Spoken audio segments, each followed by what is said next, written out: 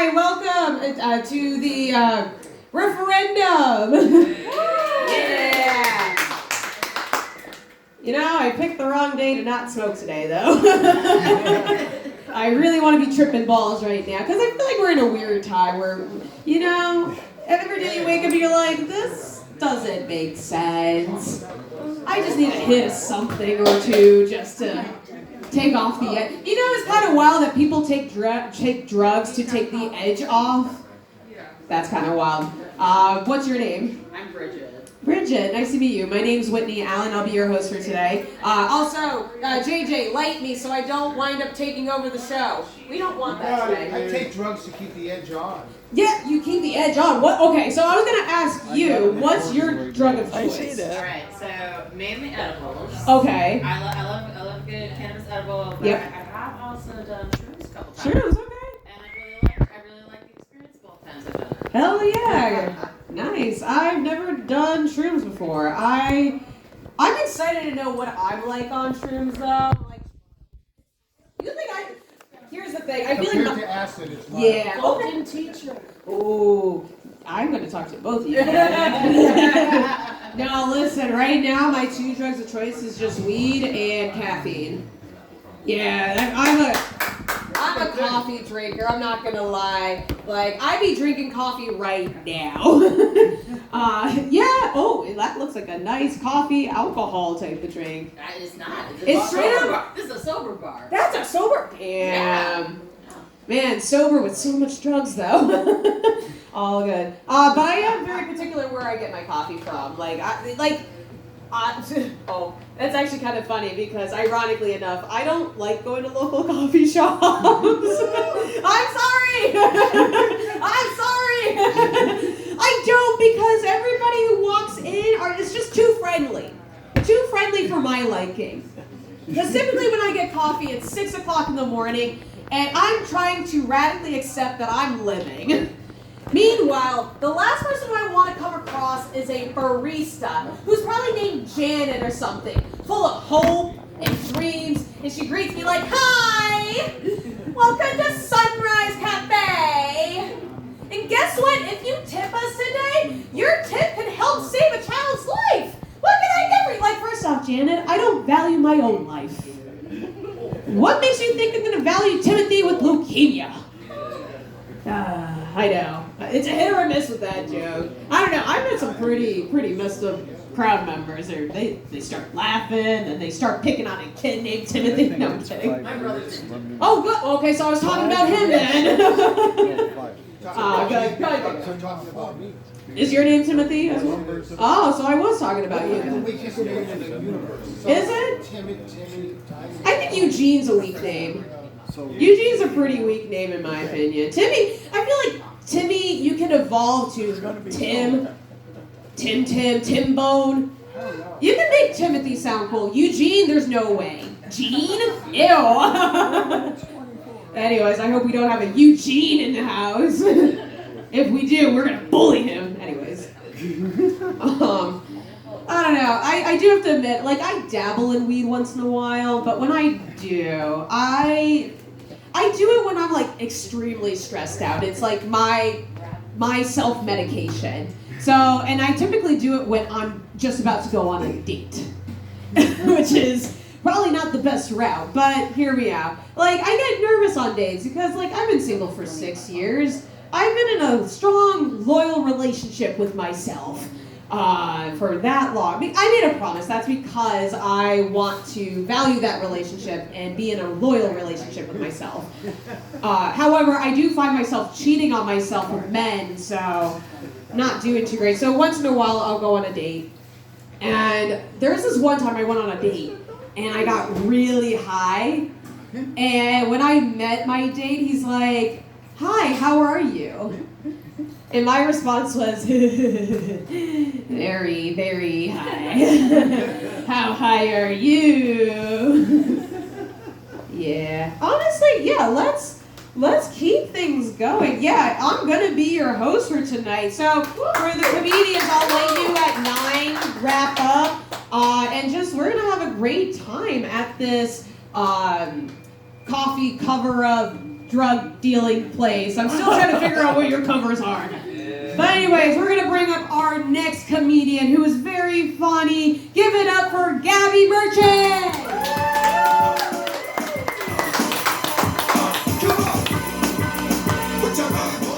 Thank you so much for coming out, both of you. We really appreciate it. You were the edible girl, yes? It was Bridget. What's your dosage? I'm curious. Okay, I'm a really lightweight because I go on like frequent tea breaks. Oh yeah? No, seriously, 5 or 10 is all 5 or it takes. 10? That's it. Okay, the most I've ever done is 550. And on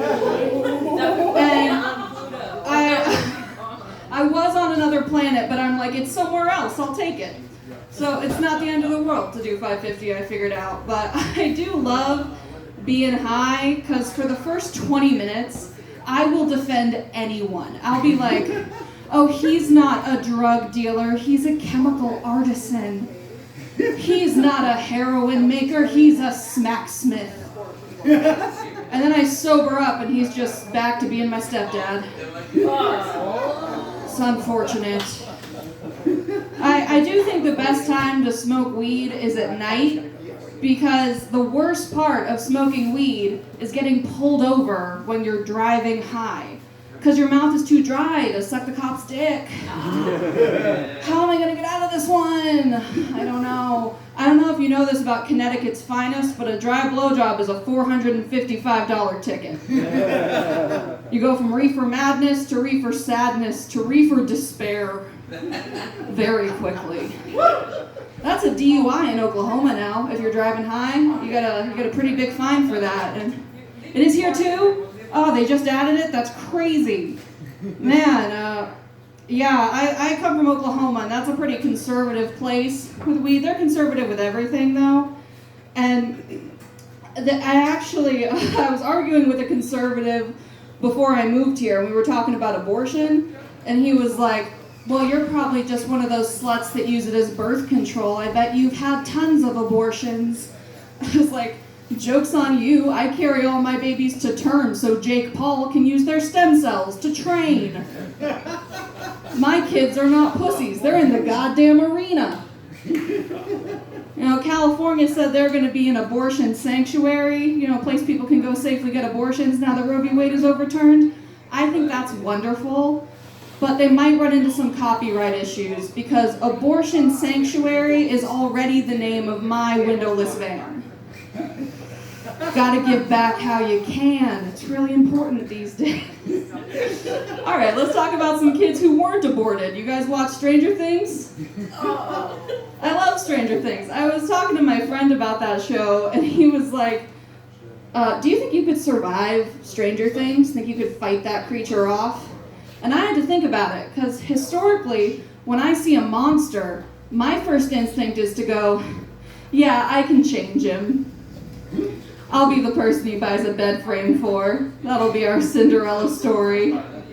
I don't think I'd survive. But I watch Stranger Things on my iPhone, and I love my iPhone too much. You know, people always say iPhones are similar to babies.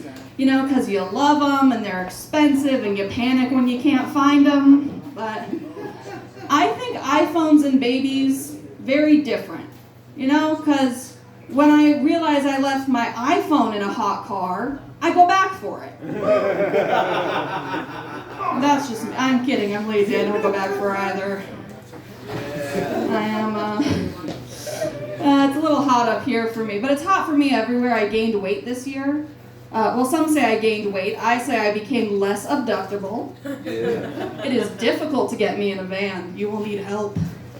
My boyfriend doesn't seem to mind all that much, though. He's a good guy. He is 15 years older than me. I'm 25, he's 40. And he actually had the nerve to leave me on red the other day. He just read my message and went on with his day. I was like, wow, I thought the greatest generation had better manners. This is disappointing. Because I have high hopes for this guy. He's old enough to walk me down the aisle and be standing at the end of it. That is a BOGO I can't say no to. Buy one, get one, Daddy?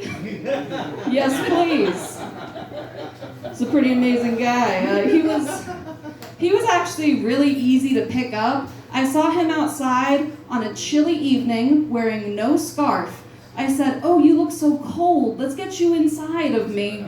Let's get you warmed up." I was talking to my best friend Maddie. We were talking about boys. And she said she wants a man with the looks of Ryan Reynolds, the cooking skills of Rachel Ray, and the finances of Warren Buffett. And I've been out here trying to not get murdered. She watches a lot of rom-coms. I watch a lot of Criminal Minds. It manifests how it manifests. But the other day, she looked at me dead serious, and she was like, "Gabby, my dream man makes 6 figures a year." I just looked back and said, "Yeah, my dream man makes no sudden movements. He is a slow and canny man by nature. No, this red flag TSA reach for your pocket bullshit, I don't fuck with that." Maddie is cool though. I noticed she started taking me to the gym. She has a good gym and she can take someone with her. And I noticed in the locker room, she shaves her bush in the shape of a box with like hard corners, 490-degree angles. And I was like, "Hey Maddie, why do you do that?" And without missing a beat, she was like, "So I can call it Madison Square Garden." Oh, damn. Good answer. Good answer. And I know it's accurate because I know for a fact that 20,000 screaming Louis C.K. fans have been inside of it. Whoa! That's just true. See, I'm simple. My name's Gabby. I just call mine the Gabbage Patch. Anything that comes out of it will be a Gabbage Patch kid. I don't know if I'm going to have kids. I haven't decided. But if I do, I'm taking them to the zoo. I love the zoo. That was my favorite childhood memory because that's where you can see sloths. I love a sloth because they're the only animal that's named after a cardinal sin. I think that's so cool. You know, like we as humans, we saw sloths being sloth and we named them sloths. And I always thought, you know, we are so lucky that God didn't do that with us. You know, like look at our behavior and name us based on our actions. Because at any point in human history, he could have looked down and been like, "I'm going to call you jerking off in a hot car. I'm going to call you eating salami out of your neighbor's trash can." Or if you looked at me, we'd be called taking Plan B by a KFC dumpster. It's finger licking gone. I make poor choices. I made a poor choice rewatching Toy Story the other day. Toy Story almost ruined my childhood. I was not excited at the idea of my toys coming to life at night. That scared the shit out of me. I thought, after seeing that movie, if I don't get these toys to like me, they will kill me in my sleep. And I did everything to get the toys to like me. I brushed their hair, I tucked them in at night, I arranged my American Girl dolls by historical periods so they wouldn't argue about slavery. None of it gave me peace of mind. And I never outgrew it. I still do that shit today. Every night, I get high and I read my vibrator, "Goodnight Moon." It's the only way to get through. I am on TikTok too much. Is anyone on TikTok? You guys scroll? You don't doom scroll? Good for you. Good for you. For how many years TikTok sober are you? Like two? I'm so proud of you. Because I was watching a TikTok the other day, and there's this girl. She's hooked up to a harness, and she's about to jump off a cliff, like hooked up to a rope, but she doesn't want to go. She's so nervous. And the guy holding the rope is like, "Just jump. It'll be a great story." But the rope doesn't look like super strong. And "I jumped off a cliff once" is a pretty short story. Like, are you really willing to risk your life for a 9-second anecdote? Because if you're willing to risk your life for 9 seconds of fun, you might as well just fuck Jake Paul.